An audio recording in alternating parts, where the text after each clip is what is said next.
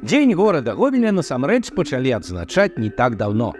Пачатак традыцыі быў закладзены ў 1992 годзе дэмакратычным гарсаветам у цяжкія эканамічныя часы. Мясцовыя ўлады пастанавілі, не гледзячы ні на што, адзначыць 850-годдзе горада. У тады яшчэ зялёны горад з'ехаліся прадстаўнікі еўрапейскіх гарадоў-пабрацімаў Гомеля. У мэрыі планавалі, як далей будзе развівацца дэмакратычны і сучасны горад. На вуліцах адбываліся гістарычныя касцюмаваныя прадстаўленні, а савецкую упрыгожылі расцяжкамі з пагоні. Народ должен знать эту историю, и люди, которые делали эту историю, должны быть участниками праздника.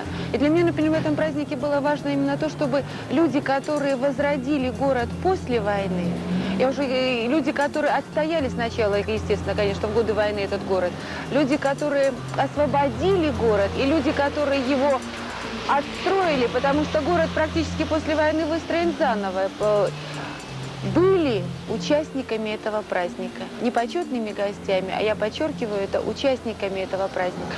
И для меня, например, праздник в первую голову предназначался им. А следующее поколение – это дети, которые должны этих людей, построивших город, знать еще живыми. У гэты дзень кожны мог пачуць, як много стагоддзяў таму грукаталі капыты і мячы каля гарадскіх мураў і брам. Усхвалявацца ад закліка пагоня, які зараз не толькі дэвіз, але і дзяржаўны герб Беларусі.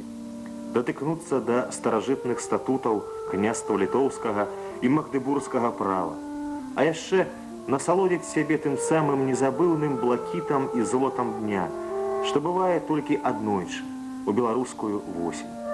Гістарычны лёс Гомеля, як і іншых гарадоў Беларусі, гэта ў большасці сваёй кроў, слёзы, войны, а ў апошні час яшчэ і боль чарнобыльскай навалы. За доўгія 8,5 стагоддзяў Гомель уваходзіў у склад розных дзяржаў.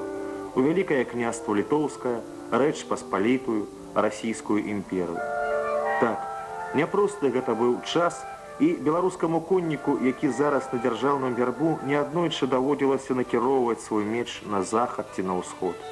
Але ж аніякія абставіны не змогуць прымусіць людзей кінуць радавацца, усміхацца, кахаць, а яшчэ ганарыцца сваёй гісторыяй, якой бы яна ні была. І таму ў гэты суботні дзень, адклаўшы ўсе звычайныя справы, з раніцы выйшлі людзі на вуліцы і плошчы, дзе ў своеасаблівым тэатралізаваным свяце прайшла перад імі уся гісторыя роднага горада.